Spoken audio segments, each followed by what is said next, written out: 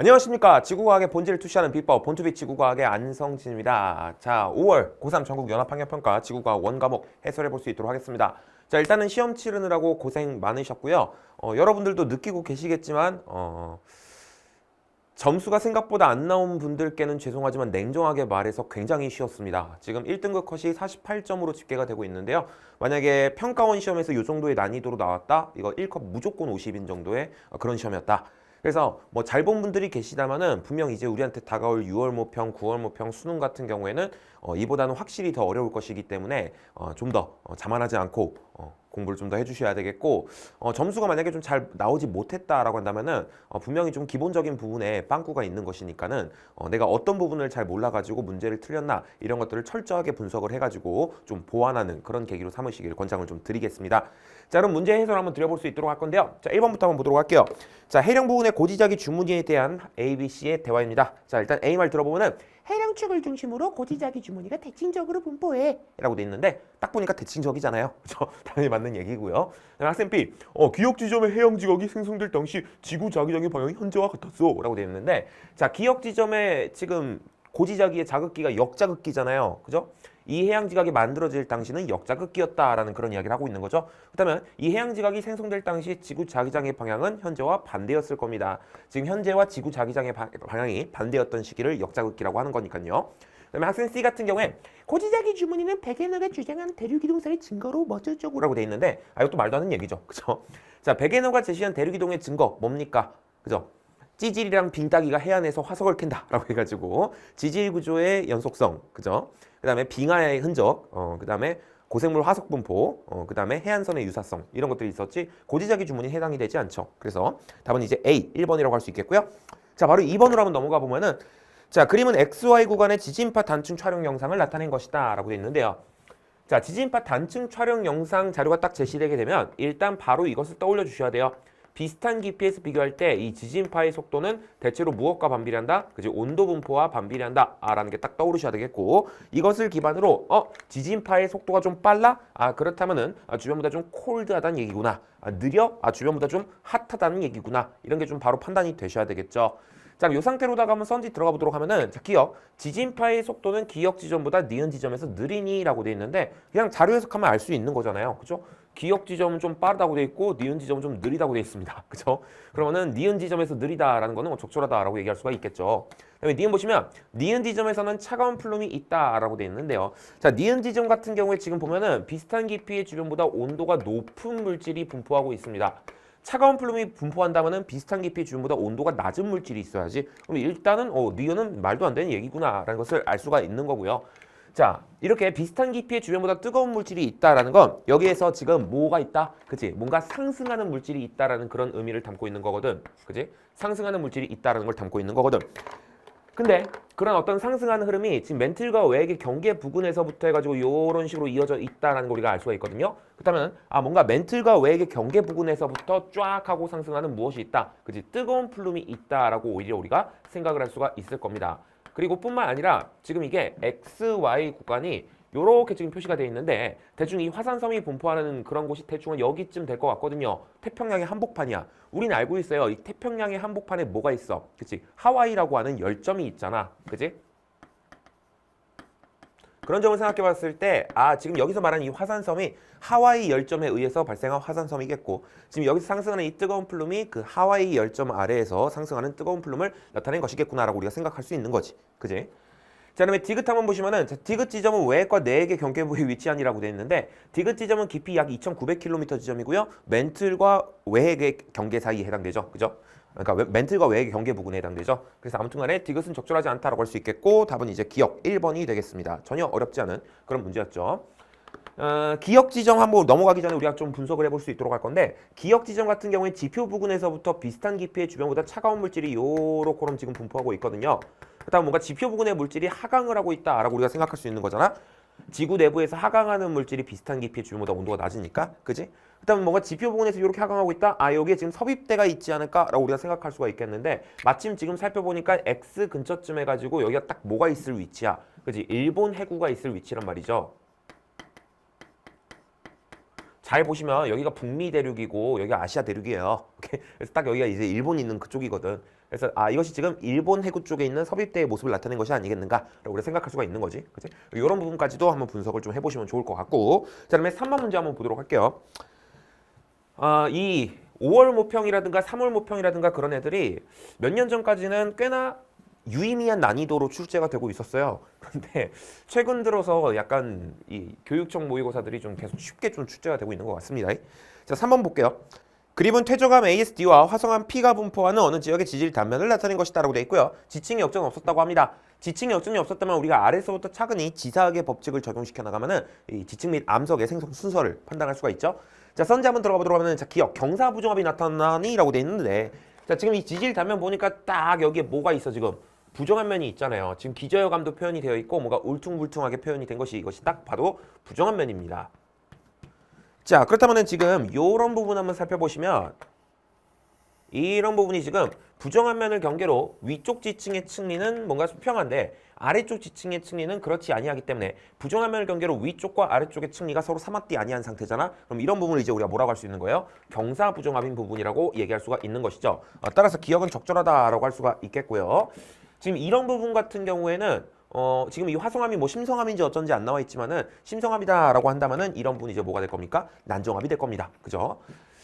자, 그럼 이제 니은 한번 보시면은, 자, 동그라미 기역은 기저여감이니라고 되어 있는데요. 자, 지금 보니까는 이 P가 기존에 있던 지층들을 관입한 상태거든. 근데 이런 관입함 내에서 기존의 지층을 구성하는 암석이 암석 조각으로 발견되고 있어요. 이거 뭐 나타낸 거야? 그지? 이거 포획감을 나타낸 거예요.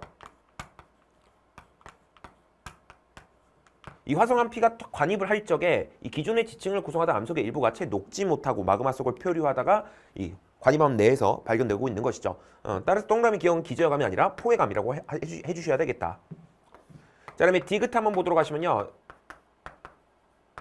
암석의 생성 순서를 판단해 보시오라고 되어 있는데요. 자, 아래서부터 차근히 지사학의 법칙을 적용시켜 나가면은 일단 A 위에 B가 얹혀져 있고 그다음 C가 얹혀져 있으니 지층 누중의 법칙에 의해서 다음과 같이 생성 순서 판단할 수가 있고요. 그다음에 P가 지금 B와 C를 관입하고 있으니 관입 당할 놈이 먼저 있었어야 관입이랑 행위가 일어날 수 있잖아. 그러면은 얘네들 다음에 P가 생겼을 거고요. 그다음에 이 P가 또 윗대가리가 팍팍팍 깎인 다음에 그 위에 D가 쌓여 있잖아. 그지? 그럼 P가 있던 상태에서 이 윗대가리 팍팍팍 깎이고 그 위에 D가 쌓였을 것이다라고 생각해 보면은 다음과 같이 우리가 판단할 수가 있겠죠. 따라서 디귿은 적절하다라고 얘기할 수가 있겠습니다. 그래서 답은 기역 디귿 3번이 되겠죠.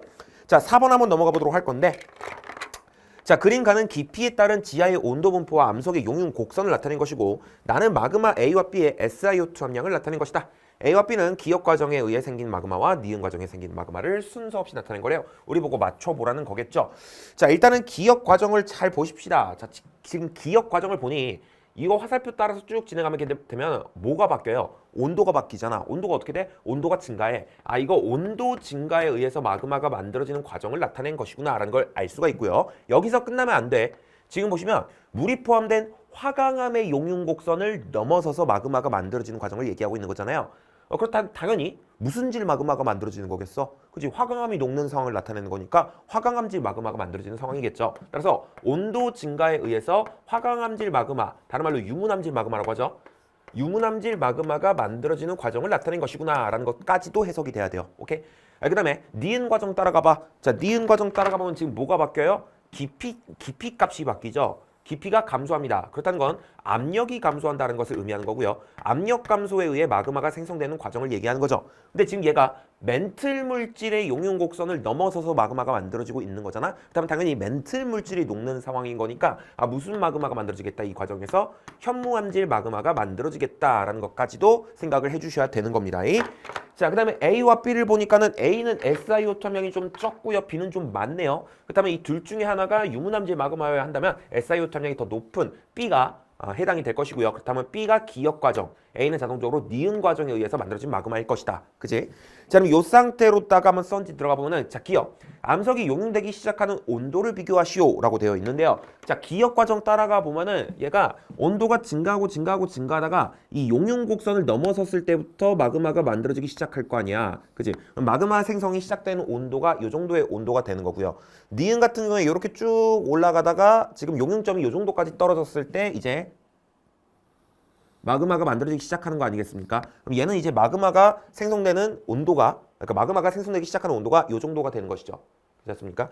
그러니까 이 상승하는 물질 자체의 온도는 거의 그대로지만 지금 얘가 요 정도 깊이에서는 용융점이 요 정도였는데 얘가 이 정도까지 상승하니까 이 정도 깊이에서는 용융점이 요 정도가 된 거잖아. 그러면 얘가 압력이 감소하는 와중에 용융점이 퍼벅퍼벅퍼벅 이렇게 떨어진 것인데 용융점이 떨어지다가 요 정도까지 떨어졌을 때부터 마그마가 만들어지기 시작한다고. 그러면은 이 온도가 마그마가 생성되기 시작하는 온도가 되는 거죠. 이해되시겠습니까? 그럼 그런 점을 비추어 보아 암석이 용융되기 시작하는 온도는 아무래도 니은이 더 높다라고 얘기할 수가 있겠지. 근데 니은이 낮다라고 하고 있으니까 기억은 적절하지 않습니다. 그죠? 그 다음에 이제 니은 한번 보도록 하시면은 A는 현무암질 마그마니라고 돼 있는데 A는 동그라미 니은에 해당되고요. 동그라미 니은은 현무암질 마그마가 만들어지는 과정이네요. 따라서 니은은 적절하고요. 그 다음에 디귿 동그라미 니은에 의해 생성된 마그마는 무언이라고 돼 있는데 동그라미 니은은 A랑 매칭됩니다. 따라서 디귿은 적절하지 않고요. 그 다음에 답은 그래서 니은 2번이 되겠습니다. 자, 그러면 5번 한번 보도록 할 건데 절대 연령과 관련된 문제인데요. 자, 그림은 방사성 원소 X와 Y의 시간에 따른 방사성 원소 함량분의 자원수 함량 값을 나타낸 것이다 라고 돼 있는데요. 한마디로 모험수 함량분의 자원수 함량 값을 나타낸 것 아니겠습니까? 그죠? 자, 결과적으로 우리는 이로부터 뭔가 반감기에 대한 정보를 좀 얻을 수가 있는데요. 어떻게 해요? 자, 요 값이 1이다 라는 것의 의미는요. 모원소를 1이라고 할 때 자원수가 1이다 라는 의미가 되는 거거든요. 그렇다는 거는 모원수 대 자원수의 비가 1대 1임을 의미합니다. 자, 모든 자원수가 모원수의 붕괴로부터 형성되었다는 가정하에 이 둘의 비율이 1대 1이라는 거는 생성된 이후에 반감기가 몇 회 지났다는 얘기예요. 반감기가 한 번 지났다는 의미가 되는 것이죠. 그렇다면은 이 값이 1이 될 때까지 걸리는 시간이 처음부터 시작해서 이 값이 1이 될 때까지 걸리는 시간이 곧 반감기구나 라는 걸 알 수가 있고요. 그렇다는 거는 지금 보니까는 X 같은 경우에는 반감기가 몇 년이다? 1억 년이다 라는 걸 알 수가 있는 것이고 Y 같은 경우에는 반감기가 2억 년이다 라는 걸 바로 우리가 알 수가 있는 거죠. 그죠? 자, 그 다음에 지금 보니까는 표는 화성암 P에 포함된 방사성 원소의 처음량에 대한 현재 함량을 나타낸 것이다 라고 되어 있습니다. 자, 이거 상황 잘 이해를 해주셔야 되겠는데 화성암 하나가 있는 거예요. 어떤 화성암이라고 했으니까. 오케이? 지금 이 화성암에 방사성 원소 X도 들어있고 Y도 들어있는 상황입니다. 오케이? 근데 지금 X가 처음량에 대해서 25%만큼 남아있대. 반감기 몇 번 지났다는 얘기야? 2번 지났다는 얘기지. 그지? 반감기 2번 지났다는 얘기고 그 다음에 Y 같은 경우에 처음량의 반만큼 남아있대요. 반감기 몇 회 지났다는 얘기야? 1회 지났다는 얘기죠. 맞습니까? 자, 그런데 지금 보니까 X 입장에서 반감기가 2번 지났다는 건 X의 반감기가 1억 년이기 때문에 생성된 이후에 2억 년이 지났다는 얘기고요. Y 입장에서 반감기가 한 번 지났다는 건 Y의 반감기가 2억 년이니까 마찬가지로 생성된 이후에 2억 년이 지났다는 얘기입니다. 그렇다면 당연히 이 암석의 절대 연령은 요걸로 생각하든 지금 2억 년이구나 라는 걸 알 수가 있는 거고요. 당연히 하나의 암석의 절대 연령이 두 개일 수는 없으니까 얘로 구하든 절대 연령이 똑같게 나오기는 해야지. 그러니까 똑같게 나오기는 해야지. 그지? 자, 그럼 이 상태로다가 한번 썬지 들어가 보도록 하면은 자, 기억 X의 반감기분의 Y의 반감기 이거 2억분의 1억이니까 이거 1억분의 2억이니까 이 값이 2 아니겠습니까? 당연히 기억 맞는 얘기가 되겠고 그다음에 니은 현재 P의 절대 연령은 2억살이다 라고 우리가 생각을 했고요. 그다음에 D가 보시면 현재로부터 2억 년 후 P에 포함된 Y의 어쩌구 값을 묻고 있는데 자, 현재로부터 2억 년 후라고 얘기하면은 이거 Y 입장에서는요 반감기 몇 번 더 지나는 거야? 한 번 더 지나는 거죠. 그죠? Y의 반감기가 한 번 더 지난 후를 얘기하는 겁니다. 근데 지금 이 화성암은 이미 Y의 반감기를 한 번 지난 상태이기 때문에 한 번 더 지나면 총 2번 지난 상태가 되죠. 그죠? 근데 반감기가 2번 지난 상태다라고 한다면 이때 모원소 대 자원소의 비가 어떻게 돼요? 그죠? 이게 한 번 지나면 1대 1이고 2번 지나면 1대 3이 되는 겁니다. 그럼 그때 모원소분의 자원소 값을 구하시오라고 얘기하면 이게 당연히 1분의 3이 될 테니까는 이 값은 3이다라는 건 당연히 적절하다라고 얘기할 수가 있겠지. 맞습니까? 아니면은 뭐 표를 통해서 우리가 해결을 할 수도 있죠. 지금 현재가 화성암이 절대연령이 2억 년인 상태야. 즉 여기서 2억 년이 이런 상태고 그럼 지금 보니까 Y가 현재 값은 이 모원소분의 자원소 값이 1이 된단 말이야. 근데 현재로부터 2억 년 후라고 하면은 4억 년이 지난 시점일 거 아니야. 생성된 이후에, 그지? 그럼 그때 Y의 함량을 지금 Y의 요 모원소분의 자원수의 함량을 살펴보시면은 이 값이 3이 됨을 그냥 자료를 통해서도 알 수가 있죠. 그쵸?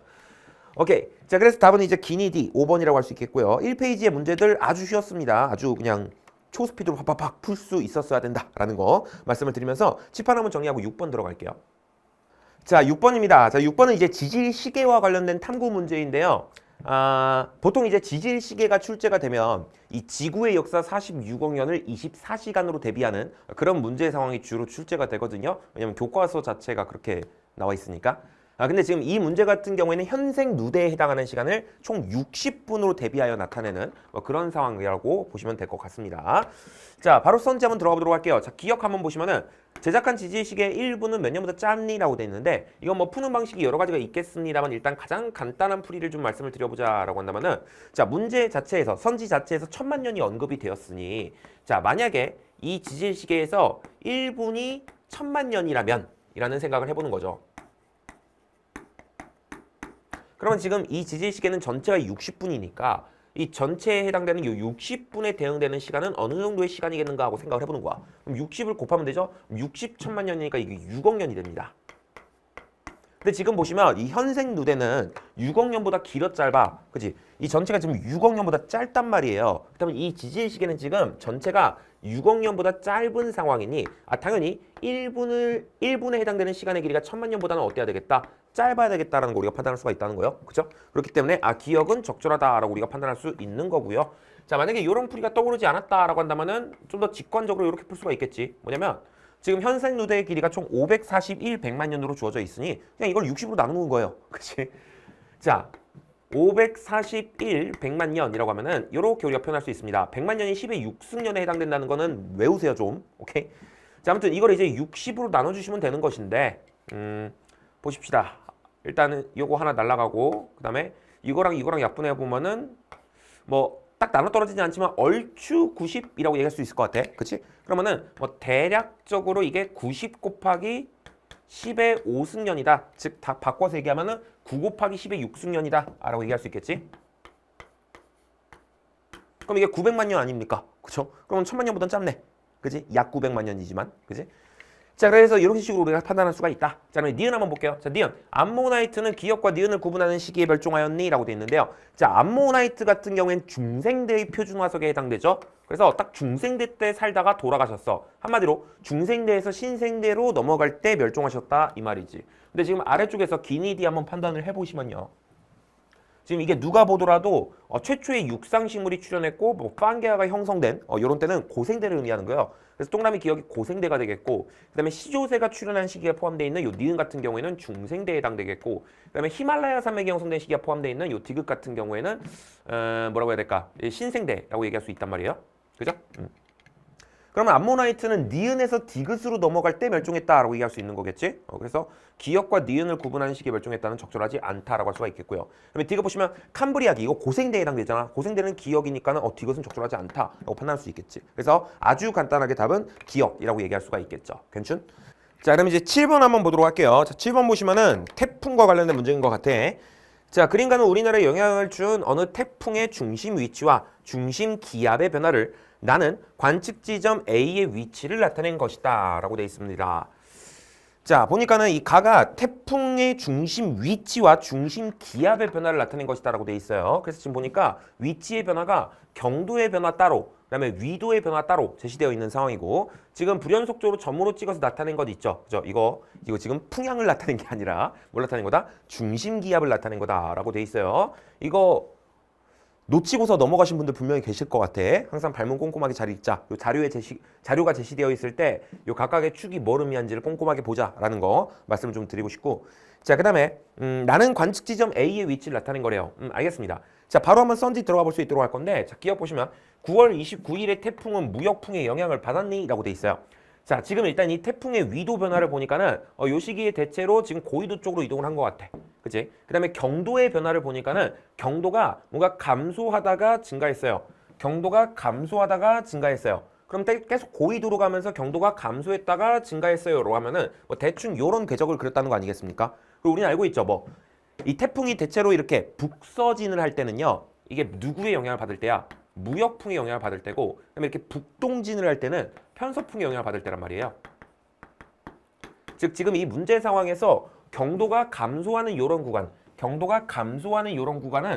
무역풍의 영향을 받는 그런 시기이고 경도가 증가하는 요런 시기 있지. 경도가 증가하는 요런 시기 같은 경우에는 편서풍 영향을 받는 시기다라는 것을 알 수가 있는 거지. 괜찮습니까? 근데 9월 29일 같은 경우에는 경도가 감소하는 그런 어떤 시기에 해당되니까 당연히 무역풍의 영향을 받았다라고 얘기하는 게 적합하지 않겠어? 그래서 기억은 적절하다고 할 수가 있겠고, 물론 지금 이때 29일에 위도대를 한번 살펴보시면은 누가 보더라도 북이 30도보다 저위도 쪽이거든. 그렇다면 이거는 무역풍 때에 해당하니까 당연히 무역풍의 영향을 받았겠네라고 생각해도 좋습니다. 괜찮?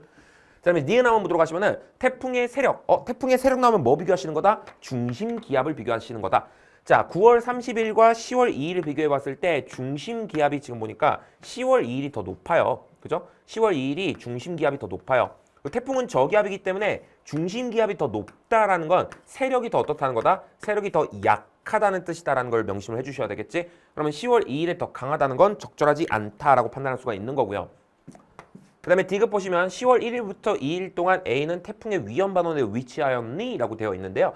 자, 10월 1일부터 2일까지 지금 위도가 어느 정도로 변하지? 하고 보니까는 뭐 대충 위도가 25도에서 30도 사이에서부터 35도에서 40도 사이까지로 이렇게 이동을 하는 것 같아요. 그죠? 한편 이때 경도가 어떻게 변하지? 하고 보니까는 이때 대략적으로 25도 경도 120도에서 125도 사이에서 130도까지로 움직이는 것 같아요. 125도에서 120도 사이에서 130도까지 이렇게 움직이는 것 같습니다. 그럼 이 두 가지 요인을 고려해 보면은 이때 태풍 대충 이런 식으로 움직였다라고 우리가 판단할 수가 있겠지? 맞습니까? 그럼 어쨌든 A 같은 경우에 태풍의 진행 경로에 대해서 왼편에 위치해 있고요. 북반구 기준으로 오이시 생각해 보면은 태풍의 진행 방향의 오른쪽에 있어야 이게 위험 반원이 되는 것이기 때문에 왼편에 위치한 A는 안전 반원에 해당되겠죠. 따라서 디귿은 적절하지 않다라고 할 수가 있겠습니다. 괜춘. 그래서 한문의 답은 이제 기역 1번이라고 할 수가 있겠고요. 어렵지 않은 문제였습니다. 자, 8번 한번 보도록 할게요. 자, 기상 위성 영상인데 이것도 전혀 어렵지 않아요. 자, 그린 가와 나는 겨울철 어느 날 같은 시각에다 밑줄 한번 쳐주시고 이 둘이 같은 시각이래. 우리나라 주변을 촬영한 기상 위성 영상을 나타낸 것이다 라고 돼 있어요. 자, 가가 적의 영상이고 나가 가시 영상이란 걸 그냥 알려줬네요. 그죠? 자, 이날 C와 D 지역 중 한 곳에서 폭설이 내렸다라고 되어 있습니다. 자, 여러분들 폭설이 내리려면 이 폭설이 내리는 지역에 어떤 구름이 떠 있어야 될까? 그지? 정란운이 떠 있어야 돼요. 기본적으로 이 지구과학 원에서 많은 비 혹은 많은 눈을 내릴 수 있는 그런 구름은 정란운이다 라고 생각을 해주셔야 되는 거야. 근데 정란운 같은 경우에 어떤 특징이 있냐면 얘는 수직으로 높게 발달한 그런 구름이라서 구름의 최상부 고도가 높아. 그렇기 때문에 아무래도 적의 영상에서 밝기가 어떻다? 적의 영상에서 밝기가 밝습니다. 한편 정란운은 또 두꺼운 구름이기까지 하죠. 그렇기 때문에 가시 영상에서도 밝기가 어때요? 밝기가 밝습니다. 따라서 가시 영상에서도 밝고 적의 영상에서도 밝은 뭔가 그런 구름이 있다면 걔는 정란운이 가능성이 높다라는 거 우리가 배웠었잖아. 그치? 그럼 그런 점을 생각해 봤을 때 가시 영상에서도 밝고 적의 영상에서도 밝은 아무래도 C가 D보다는 폭설이 내렸을 가능성이 높겠다라고 판단할 수가 있을 거고, 그렇다면 아무래도 C에서 폭설이 내렸겠구만 이라고 우리가 판단할 수가 있는 거겠지. 괜찮? 자, 그럼 선지 한번 들어가 보도록 하면은 자, 기억 구름 최상부의 높이 이거 우리가 뭐 봐야 되는 거예요? 적의 영상 봐야 되는 거죠. 적의 영상 같은 경우에 기상위성 입장에서 자기한테 가까이 있는 구름, 즉 구름 꼭대기의 고도가 높은 구름이 밝아 보이는 거라고 했어. 자, 그래서 구름 꼭대기의 고도를 묻고 있으니 A 지역과 B 지역에서 적의 영상을 살펴봤을 때 A가 더 밝잖아. 그럼 얘가 구름 최상부의 고도가 더 높겠구나. 근데 B 지역이 높다고 하고 있으니 기억은 적절하지 않네요. 그죠? 그다음에 니은 한번 보시면 위성 영상은 야간에 촬영한 것이니라고 되어 있는데 가시 영상의 되게 중요한 특징이 뭐야? 그지? 가시 영상에는 야간에는 활용이 불가능하다라는 그런 굉장히 중요한 특징이 있었어요. 이게 구름에서 반사되는 태양 복사 에너지를 측정하는 것이기 때문에 태양빛이 없는 야간에는 활용할 수가 없어. 근데 지금 가시 영상에서 구름이 제대로 찍혀 있잖아. 그렇다면 이거는 모르긴 몰라도 야간은 아니겠다라고 우리가 판단할 수가 있는 거지. 그럼 디귿은 맞는 선지가 될 수밖에 없겠네요. 이날 C 지역에서 폭설이 내렸을 겁니다. 괜찮지? 그래서 답은 이제 디귿 2번이라고 할 수 있겠고요. 그 다음에 이제 9번 보시면 해수의 성질과 관련된 문제인데, 자, 그림은 어느 해역에서 서로 다른 시기 A와 B에 측정한 0m에서 100m 깊이의 수온과 염분을 수온 염분도에다가 나타낸 것이다 라고 되어 있습니다. 자, 이런 유형의 문제에서 그거 여러분들 잘 보셔야 돼. 이게 어떤 한 장소에서 서로 다른 두 시기를 나타낸 건지 아니면 어떤 특정한 시기에 서로 다른 장소를 나타낸 건지 이런 거 좀 잘 구분하실 필요가 있거든. 지금 이 문제 상황은 어떤 한 장소에서 서로 다른 시기를 나타낸 거예요. 그죠? 자, 그럼 기억부터 한번 볼까나? 기억. 자, 깊이 50m의 염분과 깊이 0m의 염분의 차이를 묻고 있죠. A와 B에서 비교하시오라고 되어 있는데 어렵지 않습니다. 자, A 같은 경우 0m에서 염분값이 어때? 요래. 그다음에 이 50m에서 연분값이 어때? 요래. 한편 B 같은 경우에는 지금 0m에서 연분값이 어때? 요래. 50m에서 연분값이 요래. 그럼 아무래도 이 둘의 차이가 누가 보더라도 A가 더 크죠. 그죠? 그렇기 때문에 A보다 B가 크다는 건 적절하지 않다라고 할 수 있겠고요. 그다음에 니은 한번 보시면 수온만을 고려할 때 깊이 50m의 용존산소량을 지금 묻고 있는데요. 자, 기본적으로 기체 용해도 있잖아. 그지? 이 기체 용해도가 대체로 수온과 반비례하는 경향이 있어요. 그지? 그리고 따라서 수온이 낮으면 낮을수록 수온만을 고려했을 때 수온이 낮으면 낮을수록 기체 용해도가 크게끔 되어 있거든. 그럼 아무래도 산소가 좀 잘 녹아 들어갈 수가 있으니까 아무래도 용존 산소량이 좀 더 높다라고 이야기할 수가 있단 말이지. 따라서 기본적으로 수온만을 고려할 때 용존 산소량을 비교하시오라는 건 수온이 더 낮은 놈이 누군지를 고르면 되는 거야. 그치? 자, 그렇다면 깊이 50m에서의 수온을 한번 비교해 보시면은 누가 보더라도 B가 수온이 좀 더 낮습니다. 그죠? 그럼 B가 아무래도 기체 용해도가 좀 더 클 것이다 라고 판단할 수가 있겠고 용존 산소량이 더 많겠구만 이라고 판단할 수가 있겠죠? 그래서 B가 더 많다라는 건 적절하다라고 할 수가 있겠습니다. 그다음에 D은 A의 해수의 밀도 변화량은 깊이 50에서 100m 구간보다 0에서 50m 구간이 크다라고 돼 있는데 나 이거 살짝 거슬리더라. 이거 A에서 해수의 밀도 변화량은 이라고 해야 되는 게 맞지 않아요? 그죠? A의 해수 밀도 변화량 좀 어색하지 않아? 오탈자인 것 같아요. 오케이? 아무튼 간에 해수의 밀도 변화량을 묻고 있는데요. 뭐 어렵지 않죠? 그죠? 자, 일단 A를 얘기하고 있으니 A를 쳐다봅니다. 자, A를 쳐다보시고요. 밀도 변화를 따지라고 했는데 지금 0m에서 밀도는 이 정도입니다. 주변의 등밀도선과 나란하게끔 등밀도선을 쫙 그려주시면 되는 거예요. 괜찮아? 자, 그다음에 50m에서는요. 밀도가 한 이 정도입니다. 그러면 0m에서 50m 동안 밀도의 변화량이 한 이 정도쯤 되는 거죠. 맞습니까? 한편 50m에서 100m, 50m에서 100m 하면 100m의 지점의 밀도가 이 정도니까 50m에서 100m는 밀도 변화량이 이 정도다라는 걸 알 수가 있죠. 누가 보더라도 0에서 50m가 더 큽니다. 그렇죠? 따라서 해수의 밀도 변화는 0에서 50 구간이 크다라고 할 수가 있기 때문에 디귿은 적절하다라고 얘기할 수가 있겠죠. 괜찮? 그래서 답은 이제 니은 디귿 4번이라고 할 수가 있겠고요. 자, 그러면 10번 한번 보도록 할게요. 자, 10번 보시면 자, 그림은 남대서양 지표 부근에서 부는 바람의 방향을 화살표로 나타낸 것이다 라고 되어 있고요. AST는 아열대 순환을 이루는 표층 해류가 흐르는 해역이다 라고 되어 있습니다. 여러분들이 지도를 약간만 변형하면은 이 지도 알아보는데 약간 애로사항을 좀 겪더라고. 지금 보니까 여기가 아프리카고 남극이고 남아메리카예요. 여기가 무슨 바다일까? 남대서양이겠지. 남대서양. 그지? 자, 그럼 이 상태로다가 지금 보니까는 지금 ASD가 아열대 순환을 이루는 표층 해류가 흐르는 해역이랴. 그러면은 이때 지금 요 A에서 요런 식으로 흐르는 어떤 해류가 있을지언데 이거 뭐라고 해야 될까? 이거 뭐라고 해야 될까? 그죠? 지금 적도가 여기잖아. 위도가 0도니까. 그지? 적도의 남쪽을 흐르는 해류. 이거 뭐야? 남쪽도 해류잖아. 남쪽도 해류. 그 다음에 이 남쪽 대류가 쭉 가다가 남아메리카 대륙하고 부딪혀가지고 요런 식의 어떤 난류를 하나 형성하지 않습니까? 이거 뭐라고 하지? 여기 있는 나라가 브라질이거든. 이거 브라질 해류예요. 브라질 해류. 그 다음에 얘가 이렇게 쭉쭉쭉쭉 남쪽으로 가다가 이제 편서풍의 영향을 받아서 대충 위도 60도 부근에서 그것보다 살짝 쿵 좀 더 고위도에서 요런 식으로 흐르는 해류가 하나 있었어. 이거 뭐예요? 남극순환류. C에서는 남극순환류가 흐르는 거고, 그 다음에 이 남극순환류가 쭉 진행을 하다가 그 중에 일부가 이제 아프리카 대륙과 부딪혀가지고 이런 식으로 흐르는 해류가 있었어. 이거 뭐예요? 벵겔라 해류. 벵겔라 해류. 뭐 구체적으로 해류의 이름까지는 생각이 안 나더라도 아무튼 요러한 어떤 표층 해류들이 있었다라는 거는 바로 떠오를 수 있어야 된다는 거 말씀을 드리면서, 자, 썬지 한번 들어가 볼게. 자, 옳은 걸 골라보라 라고 돼 있어요. 일단 1번 보시면은 A에서는 서풍계열의 바람이 우세하게 분이라고 돼 있는데 A 같은 경우는 지금 적도에서 30도 사이에 해당되고요. 즉 저위도에 해당되고요. 이런 데서는 동풍 계열의 무역풍이 나타나잖아. 그지? 남반구니까 남동 무역풍이 불겠지? 그지? 따라서 동풍 계열이기 때문에 1번 적절하지 않고요. 그다음에 2번 한번 보도록 하시면요. B에 흐르는 해류에 의해 저위도의 열에너지가 고위도로 수송된다라고 돼 있는데 B에 흐르는 해류가 브라질 해류라고 하는 난류잖아. 그죠? 그리고 이 난류가 어떤 역할을 해요? 그죠? 저위도에 남는 열을 가져다가 고위도에 팍팍팍 방출해주는 그런 역할을 하지 않습니까? 그죠? 그래서 저위도의 열에너지가 고위도로 수송된다는 건 적절하다라고 얘기할 수가 있겠죠. 답이 2번이 되겠네. 그지? 그다음에 3번 한번 보도록 하시면은 C에는 남쪽도 해류가 흐르니 아니죠. 남극순환류가 흐르죠. 그다음에 4번 한번 보도록 하시면은요.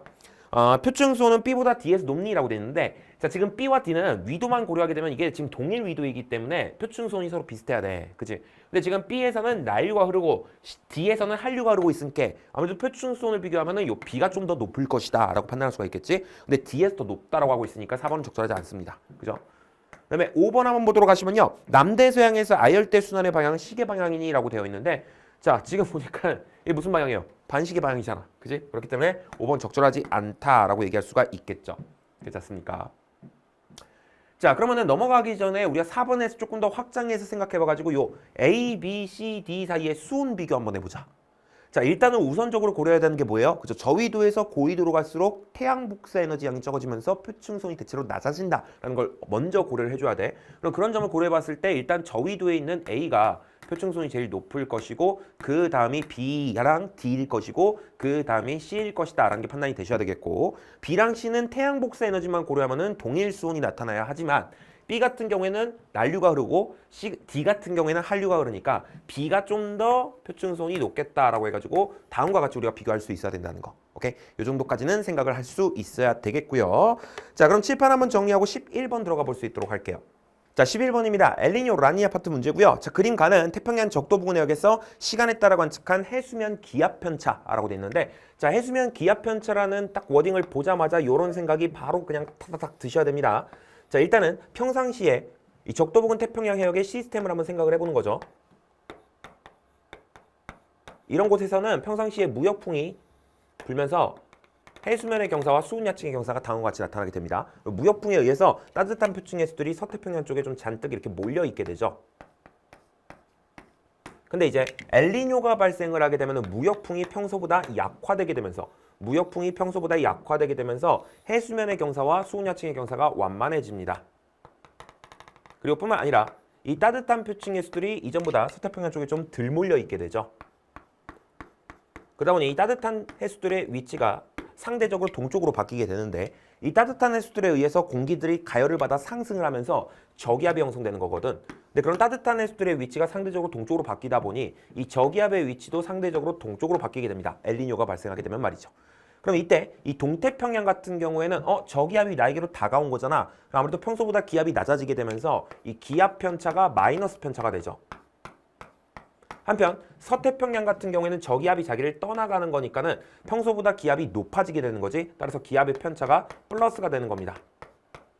그럼 아무튼 간에 중요한 건 엘니뇨 시기의 동태평양은 기압 편차가 마이너스다. 이걸 생각을 해주셔야 되겠고 자 경도 180도쯤을 기준으로 해가지고 서경으로 표현된 쪽을 우리가 이제 동태평양 해역이라고 할 수 있거든. 그럼 지금 여기를 쫙 살펴봤을 때 대략 B 시기 같은 경우가 동태평양에서 기압 편차가 대체로 마이너스 편차를 보이면 알 수가 있습니다. 그럼 그런 점을 고려해봤을 때 B가 이제 엘니뇨에 해당되겠고 플러스 편차로 나타나고 있는 A 같은 경우에는 라니냐에 해당되겠다라는 걸 우리가 판단할 수가 있다라는 것이지. 괜찮습니까? 자 그러면 이제 나를 한번 보도록 할 건데 자 나는요 태평양 적도 부근 해역의 해수면 높이 편차를 나타낸 것이다 라고 되어 있는데 자 엘니뇨가 발생하게 되면은 해수면의 경사가 완만해지면서 동태평양 쪽은 평소보다 해수면의 높이가 어떻게 됩니까? 높아지게 돼. 그래서 해수면의 높이 편차를 얘기해보자 라고 한다면은 이것이 플러스 편차가 된다라고 생각할 수가 있겠지. 맞습니까? 따라서 적도 부근 동태평양 해역에서 해수면 편차가 플러스면은 이게 엘니뇨구나라고 우리가 생각할 수가 있는 건데 자 우리가 경도 180도쯤을 기준으로 서경으로 표현된 쪽을 동태평양이라고 얘기하는 거잖아. 그럼 지금 나자르를 보시면 이 동태평양 쪽에서 해수면의 높이 편차가 대체로 플러스 편차다라는 것을 우리가 알 수가 있기 때문에 이런 시기가 이제 엘니뇨에 대응되겠구나, 즉 B 시기에 대응되겠구나라고 우리가 판단할 수가 있다라는 것이지. 괜찮습니까? 자 그럼 이 상태로다가 한번 썬지 풀어보도록 하면은 자 기억 적도 부근에서 요 모시기 값은 A보다 B가 크니라고 되어 있는데 자 엘니뇨 시기 즉 B 시기 같은 경우에는요 동태평양 쪽에 뭐가 위치해? 저기압이 위치하죠. 그죠? 저기압이 위치하고요.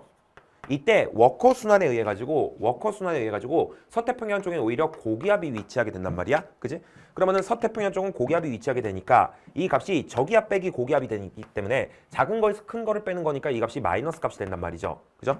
근데 라니냐 시기 같은 경우에는 이 모든 지표가 엘니뇨 때랑 반대잖아. 그지? 그러면은 고기압 빼기 저기 합이 될 거고 요게 플러스가 될 것이다 라는 걸 우리가 알 수가 있다는 말이지. 그럼 이 두 값을 비교하면 당연히 B가 A보다 작다라고 얘기해야 되지 않겠어? 근데 B가 크다라고 얘기하고 있으니까 기억은 적절하지 않다라고 판단할 수 있는 거고요. 그다음에 니은 한번 보시면 나에서 동태평양 적도부근 해역의 해수면 높이는 평양보다 높다라고 돼 있는데 단순 자료 해석이죠. 그죠? 나에서 지금 동태평양 쪽을 한번 살펴보시면 적도부근 해역을 살펴보시면은 플러스 편차가 나타나고 있어. 그럼 해수면 높이가 평양보다 높다라는 뜻입니다.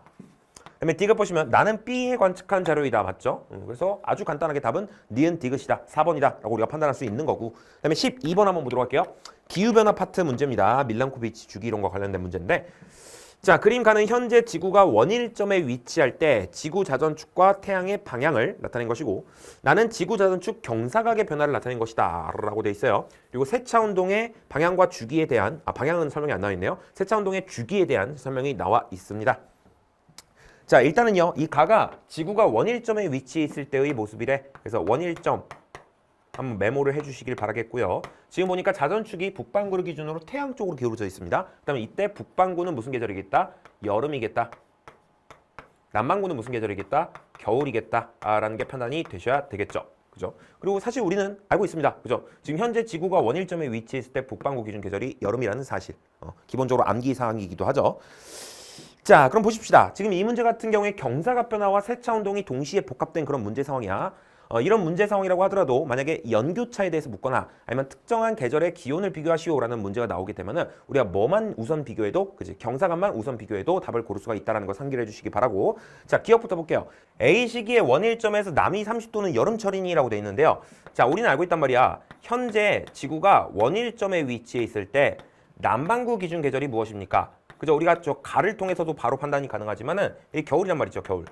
근데 우리 그거 알고 있잖아. 뭐 세차 운동이 반주기가 진행될 때마다 이 지구 자전축의 방향이 반대로 돌아가면서 근일점 혹은 원일점에서의 계절이 반대가 돼버려요. 근데 A 시기 같은 경우에는 지금 현재로부터 세차 운동의 반주기 전으로부터 또 반주기 전으로부터 또 반주기 전이란 말이야. 그러면은 현재로부터 반주기 전에는요, 지구 자전축의 방향이 현재와 반대였을 거고, 여기서 또 반주기 전에는요, 현재랑 같았을 거고, 여기서 또 반주기 전에는요, 현재랑 반대였을 것이다라는 걸 생각하면은 아무튼 A 시기에는 현재랑은 지구 자전축 방향이 반대였을 거란 말이지. 그럼 아무튼 간에 계절이 현재랑은 반대 아니겠어? 그치? 그렇기 때문에 A 시기 같은 경우에는 지구가 원일점에 위치해 있을 때 남반구 기준 계절이 뭐가 되겠다? 여름이 되겠다라는 걸 우리가 판단할 수가 있는 것이죠. 따라서 뭐 기억은 적절하다라고 얘기할 수가 있겠지. 그다음에 니은 한번 보시면 근일점에서 1일 동안 북반구에 입사하는 태양 복사 에너지 양이라고 돼 있는데, 자, 여러분들 요거 선지를 잘 읽어 주셨어야 돼. 이게 지구에 입사하는 태양 복사 에너지 양을 의미하는 게 아니고요. 지금 보시면 북반구에 입사하는 태양 복사 에너지 양이지. 이 지구 안에서 어떤 특정 영역을 지정하고 거기에 입사하는 태양 복사 에너지에 대한 이야기를 하면은 그거는 그 특정 영역의 기온을 비교하라는 의도다라는 거 제가 개념 단계에서부터 말씀을 드렸습니다. 자, 따라서 지구가 근일점에 위치해 있을 때 북반구 기준 기온을 현재와 B 시기에서 비교를 하셔야 되겠는데, 자, 지금 현재는요, 지구가 근일점에 위치해 있을 때 북반구 기준 계절이 무엇입니까? 겨울이에요. 그죠? 한편 B 시기 같은 경우에는요, B 시기 같은 경우에는 지금 보니까는 현재로부터 세차 운동의 한 주기 전이잖아. 그지? 그러면은 지금 현재랑 지구 자전축 방향이 같았을 거란 말이야. 그럼 이때도 여전히 근일점에 위치해 있을 때 북반구 기준 계절이 겨울이었을 거예요. 그럼 둘 다 똑같은 겨울인데 우리가 기온 비교를 어떻게 하지? 그죠? 지금 보시면은요, 이 B 시기는 현재랑 비교했을 때 자전축의 경사각이 어때요? B 시기는 경사각이 더 작습니다. 그죠? B 시기는 경사각이 더 작습니다. 경사각이 더 작다는 건 이 요인만 고려했을 때 연교차가 더 작음을 의미하고요. 연교차가 더 작다라는 거는 여름 기온은 더욱 낮고 겨울 기온은 더욱 높다라는 의미야. 그렇다면은 똑같은 겨울이지만 B 시기가 현재보다는 이 겨울 기온이 좀 더 어떻겠다? 좀 더 높았겠다라고 우리가 판단할 수가 있는 것이고요. 그런 점을 고려해 봤을 때 아무래도 B 시기가 북반구에 도달하는 태양 복사 에너지량이 더 많았다는 얘기구나라고 판단할 수가 있는 거지. 따라서 니은은 적절하다라고 할 수가 있겠습니다. 자, 그 다음에 지금 디귿 한번 보시면요, 북위 30도에서 기온의 연교차를 지금 묻고 있는데요. 연교차 모르면 우리가 뭐만 우선 고려해도 된다? 경사각만 우선 고려해도 된다. 자, B시기랑 C시기를 비교해보면 C시기가 지금 주어져. 자, C시기가 아무래도 B시기보다는 경사각이 좀 더 큽니다. 얘가 경사각이 좀 더 크다? 그렇다면 이 요인만 고렸을 때 연교차가 더 클 것이니 당연히 C시기가 연교차가 좀 더 크겠다라고 우리가 판단할 수가 있겠지? 따라서 디귿은 적절하다라고 할 수가 있겠고, 답은 이제 기니디 5번이라고 할 수가 있겠습니다. 어렵지 않지? 그다음에 13번 한번 보도록 할게요. 13번 보시면은 자, 표는 대서양 심층 순환을 이루는 수계 A, B, C의 특징을 그림은 대서양 해수의 순환과 침강 해역 기역과 니은을 나타낸 것이다 라고 되어 있습니다. A, B, C는 각각 남극 저층수, 남극 중층수, 북대서양 심층수 중 하나다 라고 되어 있는데 자, 제가 이거 외우라고 말씀을 드렸어요. 이 대서양의 심층 수계들 사이의 TS도상에서의 상대적인 위치 관계. 자, 이것이 이제 염분, 이것이 이제 수온이라고 얘기했을 때 예컨대 남극 저층수가 여기에 점이 찍힌다라고 한다면 북대서양 심층수는 여기쯤, 그다음에 남극 중층수는 여기쯤에 점이 찍힌다라는 걸 외우시라라고 말씀을 드렸거든요. 그러면 우리가 이 셋의 수계의 염분 값을 비교해 봤을 때 아무래도 중층수가 염분이 제일 낮고 그 다음이 저층수, 그 다음이 심층수 아니겠습니까? 그죠? 그러면은 아무래도 염분이 가장 낮게 나타나고 있는 A가 남극 중층수에 대응이 될 거고요. 그 다음 염분값이 높은 C가 이제 그러니까 염분값이 낮은 C가 저층수가 될 거고요. 염분값이 제일 높은 B가 심층수가 될 것이다라는 거를 아주 간단하게 우리가 판단을 할 수가 있습니다. 괜찮습니까? 이렇게 해놓고 보니까는 어떤 평균적인 이동 방향을 고려해 봤을 때 남극 중층수랑 남극 저층수는 북쪽으로 이동하잖아요. 북대서양 심층수는 남쪽으로 이동하잖아요. 그러면 딱 뭔가 맞아떨어진다라는 걸 우리가 알 수가 있는 거지. 이 상태로 선지 한번 들어가 보도록 하면은 자, 기억 남극 중층수는 A 맞고요. 그다음에 니은, B는 동그라미 니은에서 형성이 되니라고 했는데 북대서양 심층수는 그린란드 인근에서 표층의 수들이 가라앉아 형성되죠. 그렇기 때문에 동그라미 기역에서 생성된다라고 얘기할 수가 있겠지. 따라서 니은은 적절하지 않고요. 그 다음에 D급 보시면 동그라미 기역에 빙하가 녹음물이 유입되게 되면 해수의 침강이 어떻게 되겠노? 라고 되어 있는데 이런 어떤 심층순환의 침강 해역에 빙하 녹음물이 유입되게 되면 이 해수들이 뭔가 좀 밍숭맹숭해지면서 이 표층 해수들의 염분값이 낮아지게 된단 말이야. 근데 아무래도 표층 염분이 낮아지게 되면 이로 인해서 이 표층 해수들의 밀도가 어떻게 될 수가 있어요? 작아질 수가 있어요. 그럼 얘네들이 아무래도 침강을 이전보다 좀 잘 못하게 되거든. 가벼워지다 보니까. 그치? 그렇게 되면 아무래도 이런 심층순환의 침강해역에서 침강이 약해져야 되는 거겠지. 그치? 근데 강해진다고 하고 있으니 이것은 적절하지 않다라고 판단할 수 있겠고 답은 간단하게 기역 1번이라고 할 수가 있겠습니다.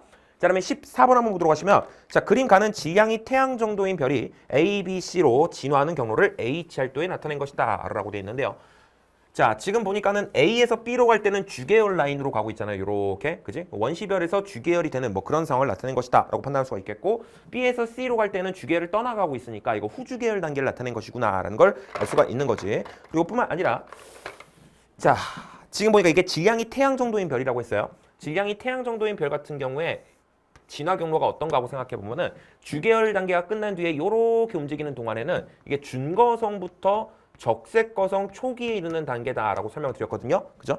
이후에 이 정도 위치에서 이제 중심액에서 헬륨 핵융합 반응이 시작되게 되면서 HR도 상에서의 위치가 이런 식으로 바뀌게 되고요. 이러한 단계를 우리가 헬륨 핵융합 적색거성 단계라고 하지. 그지? 그래서 그때는 HR도 상에서 이런 경로를 그린다. 그래서 여기서 헬륨 핵융합 반응이 시작되면은 빠르게 HR도 상에서 위치가 이렇게 바뀌게 되면서 이 부분에서 어느 정도 안정된 어떤 기간을 보내게 되고 그러다가 이제 중심액에서 헬륨마저 소진되게 되면 주로 탄소로 된 중심액이 쫙 수축하면서 이중 껍질 연소 적색거성 상태가 되죠. 그때는 HR도 상에서 이런 식으로 진화를 해나갑니다. 그래서 이껍적거 이렇게 쓰도록 할게. 이러한 어떤 태양 정도 질량의 별의 진화 경로가 후두둑 머릿속에서 떠오르셔야 된다라는 거 말씀을 좀 드리고 싶고 자, 그다음에 나는 이 별이 A, B, C 중 한 단계에 위치할 때의 내부 구조를 나타낸 것이다 라고 되어 있는데요. 자, 보니까 중심액이 수축하고 수소 껍질 연소가 발생하고 있습니다. 분명히 이 수소 껍질 연소의 여파로 인해서 이 별의 외곽부는 뭐 하고 있을 거야? 팽창하고 있을 거야. 근데 이 외곽부가 팽창한다는 걸 굳이 표현해 주지 않았네. 그지? 그건 아무래도 이 니은 선지 때문에 그럴 것이 아닐까라고 생각할 수가 있겠는데 아무튼 간에 선지 한번 들어가 보도록 할게요. 자, 기억 보시면 별의 평균 밀도를 A, B, C에서 비교하시오라고 돼 있는데 우리 그거 알고 있잖아.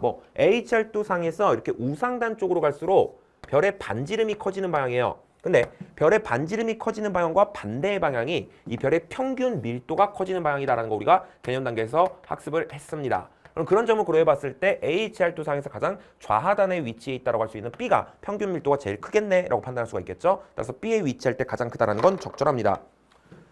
자, 그 다음에 니은 한번 보시면 나의 별 표면에서는 기체 압력 차에 의한 힘보다 중력이 큰 A라고 돼 있는데 자, 아무튼 간에 뭔가 수축하는 거는 안쪽으로 향하는 중력이 더 우세한 거고요. 뭔가 팽창을 하고 있다고 한다면 바깥쪽으로 향하는 기체압이 더 센 거야. 근데 지금 별의 표면에 대해서 묻고 있죠. 지금 이 별의 표면은 뭐 하고 있어? 팽창을 하고 있잖아. 그렇기 때문에 이런 곳에서는 기체압이 중력보다 큰 거구나라고 우리가 판단을 해주셔야 되는 거겠지. 그지?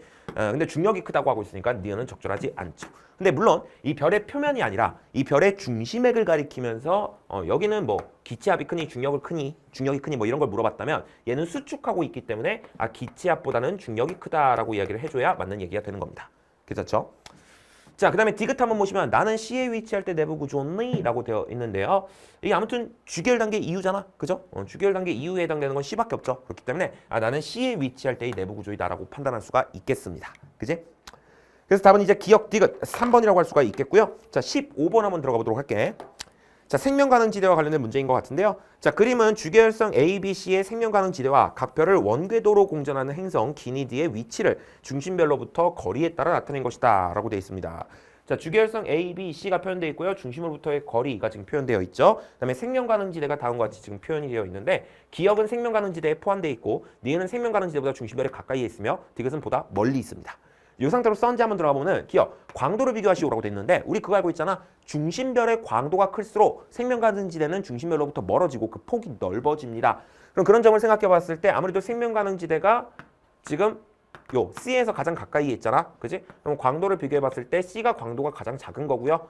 그 다음이 이제 A가 가까이 있으니까 그 다음이 A인 거고요. 그 다음에 가장 멀리 있는 건 B니까 B가 광도가 제일 크겠구나라고 판단할 수 있겠지. 그래서 B가 가장 크다라는 건 적절하고요. 그 다음에 D은 기역에서는 물이 액체 상태로 존재할 수 있니라고 됐는데 기역이 생명가능지대 안에 들어와 있고 생명가능지대의 정의 자체가 뭐야? 액체 상태에 물이 존재할 수 있는 영역이었잖아. 그런 점을 생각해 봤을 때 당연히 기역에서는 액체 상태에 물이 존재할 수 있습니다. 자, 그다음에 디귿 보시면 평균 표면 온도를 비교해 보시오라고 돼 있는데 여러분들 그거 알고 계셔야 돼. 왜냐면 자, 중심별이 이렇게 있다라고 하고 생명가능지대가 다음과 같이 있다라고 했을 때 이 생명가능지대의 의미가 무엇이냐면 요 안에 행성이 위치하면 그 행성의 평균 표면 온도는 액체 상태의 물이 존재하기에 딱 적당한 수준이 돼요라는 뜻이에요. 즉 1기압 기준으로 얘기했을 때 0도씨부터 100도씨 사이 범위에 해당된다라는 뭐 그런 이야기인 거지. 근데 이 생명가능지대보다 중심별에 가까이 있다는 거는 아무래도 이 중심별로부터 더 많은 양의 복사에너지를 받게 되기 때문에 아무래도 액체 상태의 물이 존재하기에는 이 표면 온도가 너무나도 과잉되게 된다라는 뜻이야. 100도씨를 넘어버린다 이 말이지. 한편 이 생명가능지대보다 중심별에 더 멀리 위치한다라는 거는 액체 상태의 물이 존재하기에는 평균 표면 온도가 너무나도 부족하다 이 말입니다. 0도씨보다 낮다 이 말이지. 근데 지금 보시면은 이 니은 같은 경우에는 생명가능지대보다 중심별에 더 가까이에 있어. 그러면은 표면 온도가 너무나도 과잉되어 있다라는 그런 뜻이 되는 거죠. 즉 엄청나게 핫하다 이거야. 액체 상태에 물이 존재하기엔 너무나도 핫하다. 즉 평균 표면 온도가 100도씨를 넘는다. 근데 디귿 같은 경우에는 지금 생명가능지대보다 중심별에 멀리 있단 말이야. 그지? 그렇다는 거는 아무래도 액체 상태의 물이 존재하기에는 평균 표면 온도가 너무나도 낮다. 너무나도 콜드하다. 즉 0도씨 아래다라는 뭐 그런 얘기지. 그럼 누가 보더라도 평균 표면 온도가 누가 더 높다는 얘기예요? 니은이 더 높다는 얘기잖아. 그렇기 때문에 니은보다 디귿이 높다라는 건 적절하지 않다라고 얘기할 수가 있는 것이죠. 그렇습니까? 그래서 답은 이제 기역 니은 3번이 되겠고요. 칠판 한번 정리하고 16번 들어갑시다. 자, 16번입니다. 자, 그림은 표면 온도가 각각 T1과 T2인 별의 광도와 반지름의 관계를 나타낸 것이다 라고 되어 있는데요. 자, 이 그래프가 어떻게 나온 그래프인 것 같아? 그치? 우리 광도 공식 알고 있잖아요. 광도는 반지름의 제곱과 표면 온도의 4제곱의 곱에 비례하죠. 자, 이때 만약에 표면 온도가 예컨대 T1으로 정해져 있다라고 한다면은 그럼 아무래도 반지름이 클수록 광도가 크다라고 얘기할 수 있지 않을까? 그지? 그래서 지금 보시면은 반지름이 커질수록 광도가 커지는 이러한 그래프가 그려진다라는 거 알 수가 있는 거고 뭐 그걸 나타낸 그래프구만 이라고 우리가 판단할 수가 있는 거지. 자, 그 다음에 별 기역과 니은의 물리량을 여기다 나타낸 것이다 라고 되어 있고요. 오케이, 알겠어. 자, 선지 한번 들어가 보도록 할 건데 자, 기역 T1이 T2보다 크냐? 라고 되어 있는데 자, 광도 공식을 생각해 보면 우리가 조금 전에는 표면 온도가 일정할 때를 생각해 봤습니다만 이번에는 반지름이 일정할 때를 생각해 봐. 반지름이 일정하다라고 한다면 아무래도 표면 온도가 더 높은 놈이 광도도 더 높을 수밖에 없어요. 맞습니까? 그러면 여기서 반지름이 동일할 때 아무래도 광도가 좀 더 크게 나타나는 녀석 그게 T2죠. 그건 T2가 아무래도 온도가 더 높다는 얘기 아니겠어? 그죠? 그런 점을 생각해 봤을 때 T2가 T1보다는 온도가 더 높아야 된다라고 우리가 판단할 수가 있는 거고요. 괜찮아? 자, 그다음에 니은 한번 보도록 하시면 중성 수소흡수선의 상대적 세기는 어쩌고저쩌고 라고 되어 있는데 지금 보니까 니은이 분광형이 A0야. 그리고 우리는 알고 있지. 뭐 수소흡수선의 상대적 세기는 A0형에 가까울수록 세진다는 거. 그치? 그럼 그런 점을 생각해 봤을 때 당연히 A0에 해당되는 니은에서 강하게 나타날 것이다 라고 우리가 판단할 수 있는 거고요. 그다음에 D급 보시면 기역의 절대 등급 빼기 니은의 절대 등급은 5보다 크니라고 돼 있는데, 자, 절대 등급의 차이는 곧 광도가 몇 배 차이 나는지로 결정이 됩니다. 예컨대 광도가 100배 차이 난다? 그럼 절대 등급이 5등급 차이 나는 거거든. 맞습니까? 따라서 우리는 기역과 요 니은의 광도를 한번 비교를 해보셔야 되겠는데, 자, 지금 봐봐. 기역 같은 경우에는 표현도가 T1이래. 그러면은 요 라인상에 걸쳐질 거고요. 그 다음에 반지름이 1이래. 그러면은 이 기역을 요 그래프에다 나타내보자 라고 한다면은 여기에 나타낼 수가 있겠네. 그죠? 태양과 광도가 같네요. 그죠? 그 다음에 니은 같은 경우에는 T2에 걸쳐진대. 그리고 보니까 반지름이 태양 반지름의 5배래. 그러면은 태양 반지름의 5배. 그렇다면은 요 정도에 해당하는 광도가 나타나겠구나 라고 우리가 판단할 수 있는 거 아니겠어? 이게 니은이겠지. 보시면 알겠지만 니은이 기역보다 광도가 100배 이상이잖아요. 그죠? 그럼 절대 등급이 5등급 넘게 차이가 날 거야. 그지? 그런 점을 생각해 봤을 때 기역의 절대 등급에서 니은의 절대 등급을 빼면은 그 값은 아무튼 5보다는 클 것이다 라고 판단할 수가 있겠고, 디귿은 적절하네 라고 판단할 수가 있겠지. 그지? 그래서 답은 이제 니은 디귿 4번이라고 할 수가 있겠고요. 이게 그런 식으로 나올 수도 있습니다. 예컨대 니은의 절대 등급 빼기 기역의 절대 등급 하면은 그 값이 마이너스 5등급보다 작을 거 아니에요. 그렇잖아. 절대값이 5보다 큰 거고, 니은의 절대 등급에서 기역의 절대 등급을 빼면 작은 거에서 큰 걸 빼니까 음수가 될 거란 말이야.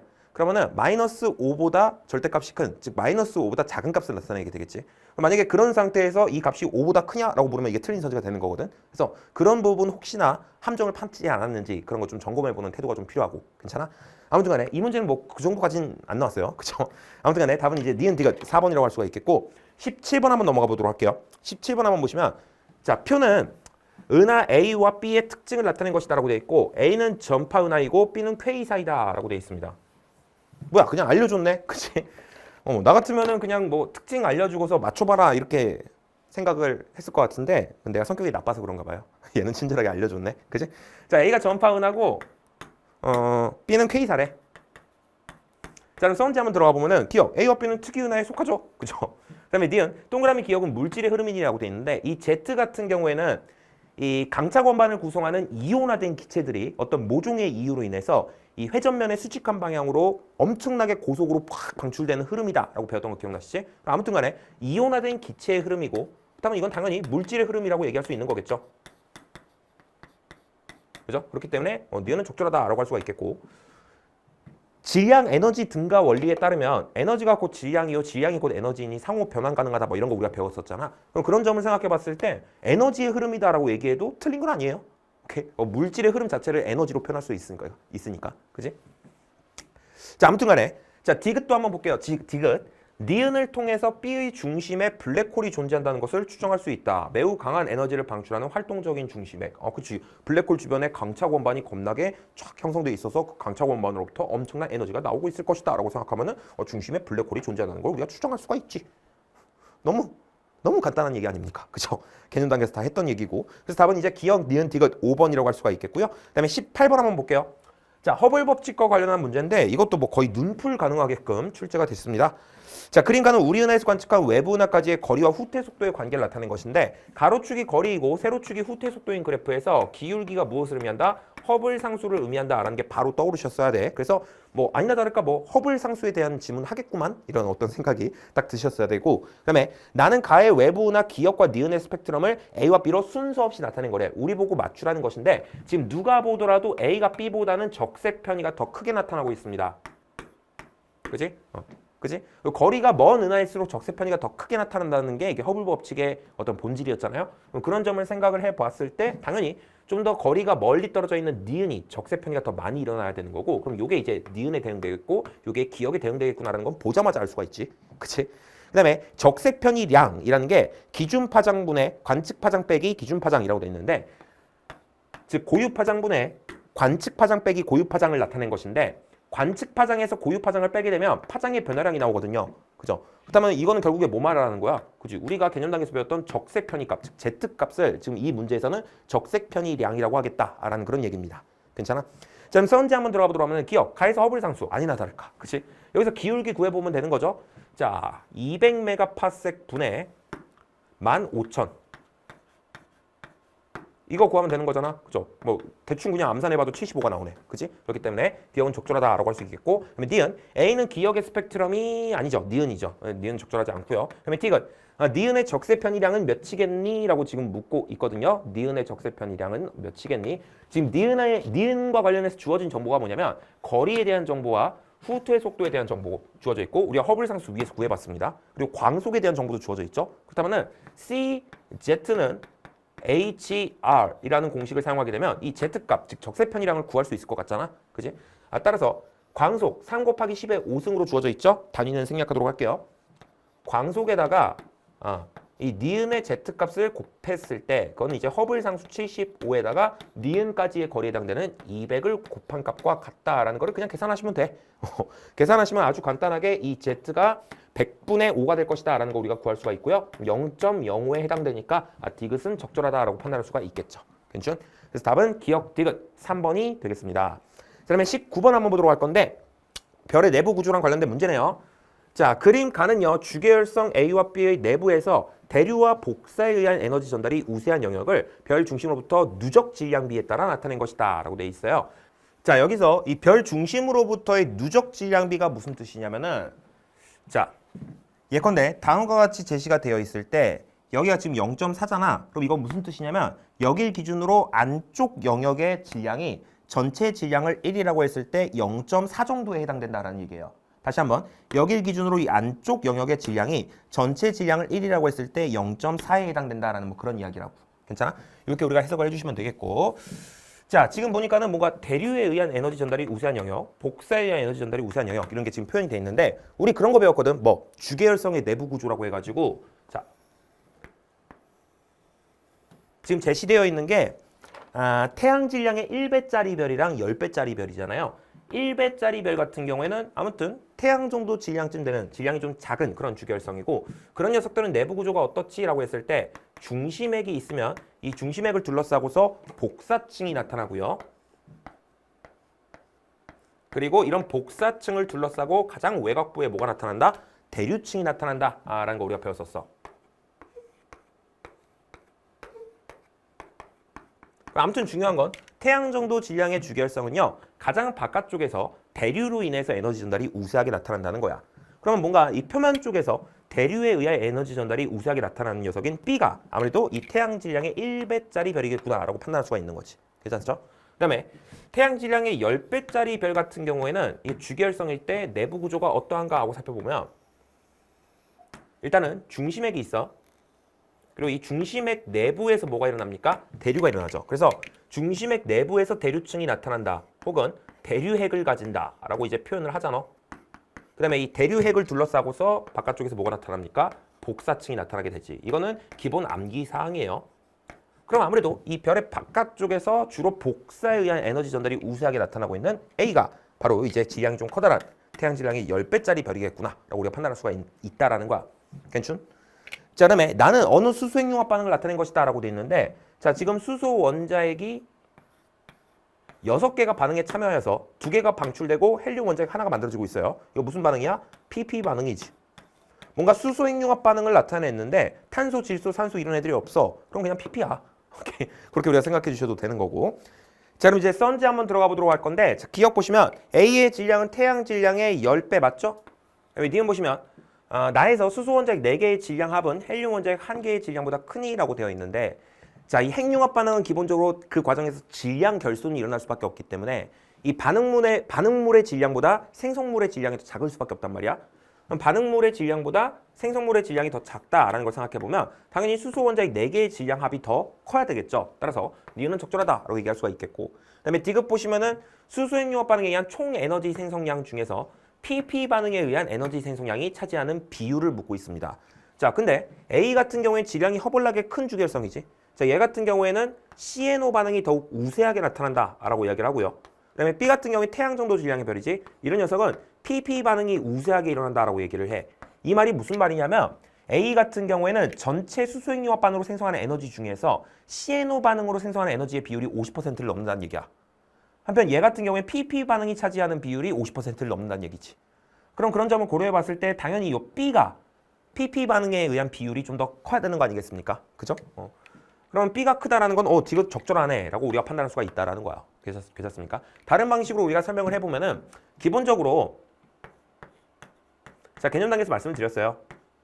이 주계열성의 중심 온도가 높아질수록 전체 생성하는 에너지 중에서 PP 반응이 차지하는 비율은 점차 어떻게 된다? 줄어들게 된다라고 말씀드렸고 CNO 반응이 차지하는 비율은 점차 증가하게 된다라고 말씀드렸지. 그럼 이걸 그냥 외우고 계시다면은 아무래도 중심 온도가 좀 더 높은 A가, 그지? 좀 더 높은 A가 PP 연쇄 반응이 차지하는 비율이 더 적을 것이다 라고 우리가 판단할 수가 있겠고 A가 적은 거니까 B가 더 크네 라고 우리가 판단할 수가 있는 것이죠. 그렇지 않습니까? 주계열성끼리 비교하면 질량이 큰 놈이 중심 온도가 더 높잖아. 그지? 그런 식으로 지금 설명을 한 것이다 라고 생각을 해주시면 될 것 같아요. 그래서 아무튼 간에 답은 기니 D 5번이라고 할 수가 있겠고요. 자, 넘어가기 전에 이런 부분이 좀 궁금할 수도 있을 것 같아서 말씀을 좀 드리자면은 자, 지금 태양 정도 질량의 별에 1배짜리 녀석 있지. 1배짜리 녀석 지금 살펴보시면 지금 대류에 의해서 에너지 전달이 우수한 영역이 되게 조그맣게 나타났단 말이에요. 이게 대류층에 해당될 텐데 그럼 이 태양 정도 질량의 별은 이 대류층이 엄청 얇게 형성되어 있는 겁니까? 뭐 이런 생각이 드실지도 몰라요. 근데 사실 이게 반지름을 기준으로 얘기했을 때 이 대류층이 차지하는 비율이 반지름 중에서 한 30% 정도는 된단 말이야. 근데 얘 보면은 그거에 훨씬 못 미치죠. 이거 왜 그런 거냐? 이런 생각이 드신다면은 지금 여기서 세로축이 뭔가 그 반지름에서 차지하는 비율을 나타내는 것이 아니라 질량 비율을 기준으로 나타냈기 때문이에요. 이게 무슨 말이냐면은 기본적으로 별은 내부로 깊이 들어갈수록 밀도가 커진다는 거 우리 알고 있잖아. 그지? 따라서 이 별의 바깥쪽에 해당되는 요 대류층 같은 경우에는 밀도가 굉장히 좀 작은 상태라고. 이 태양 정도 질량의 별에서는. 그래서 이 대류층이 꽤나 부피를 차지하고 있다고 하더라도 얘는 밀도가 작기 때문에 질량이 허블나게 좀 작은 거야. 그러다 보니까 질량비를 기준으로 나타냈을 때는 얘가 차지하는 비율이 굉장히 좀 미미한 거지. 아시겠습니까? 그렇게 우리가 이해하시고서 넘어가시면 될 것 같아요. 자, 그래서 답은 아무튼 간에 기니 D 5번이라고 할 수 있겠고요. 자, 20번 보자. 자, 20번 치고 너무너무 좀 쉽게 나왔어요. 자, 그림은 서로 다른 우주 모형 A, B, C에서 시간에 따른 우주의 상대적 크기를 나타낸 것이다 라고 되어 있는데요.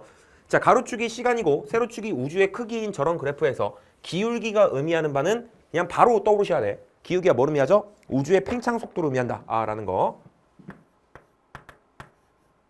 V팽이라고 쓰도록 할게요. 자, 아무튼 그렇고 그 다음에 표는 각 우주 모형에서 현재 임계 밀도에 대한 물질 밀도와 암흑 에너지의 밀도의 비를 각각 나타낸 것이다 라고 되어 있습니다. 알겠어. 자, 선지 한번 들어가 보도록 하면 자, 기억 현재 우주의 나이를 지금 묻고 있는데요.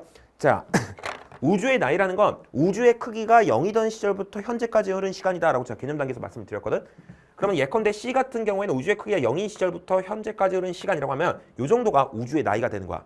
근데 A 같은 경우에는 우주의 크기가 0이던 시점부터 현재까지 흐른 시간이라고 하면 이 정도가 우주의 나이가 되는 거거든. 그럼 보시면 알겠지만은 A, B, C 중에서는 A가 우주의 나이가 가장 많다라고 생각할 수가 있는 거지. 따라서 C가 아니라 A에서 가장 많다라고 해줘야 맞는 말이 되겠다. 기억 틀렸고. 그다음에 니은 보시면 A에서 현재 우주는 가속 팽창을 하니? 라고 되어 있는데 자, A를 지금 살펴보시면 현재를 내외로 하여서 지금 시간 흐름에 따라 이 그래프의 기울기가 점차 어떻게 되고 있어요?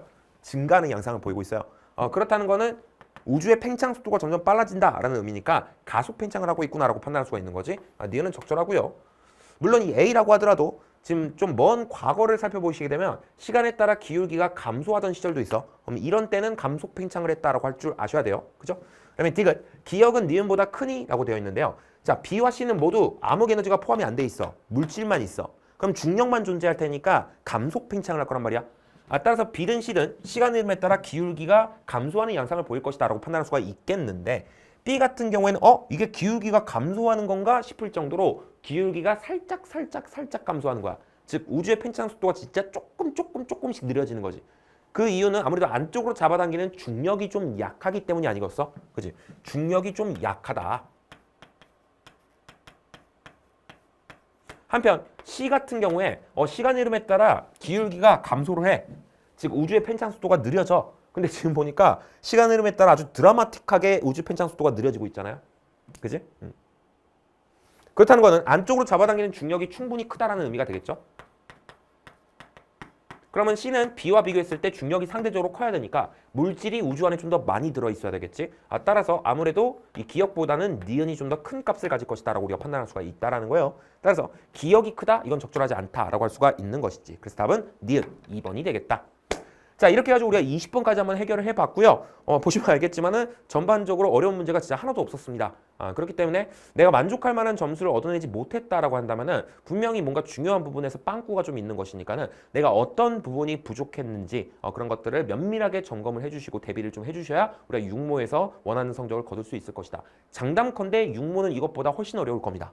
오케이? 그래서 점수가 너무 잘 나왔다고 자만하지도 마시고 너무 못 나왔다면은 또 내가 부족한 점을 보완하는 계기로 삼아주시고 그렇게 생각을 해주시면 되겠어. 자, 그럼 저는 또 본 강의에서 뵐 수 있도록 하겠습니다. 감사합니다. 안성진이었습니다.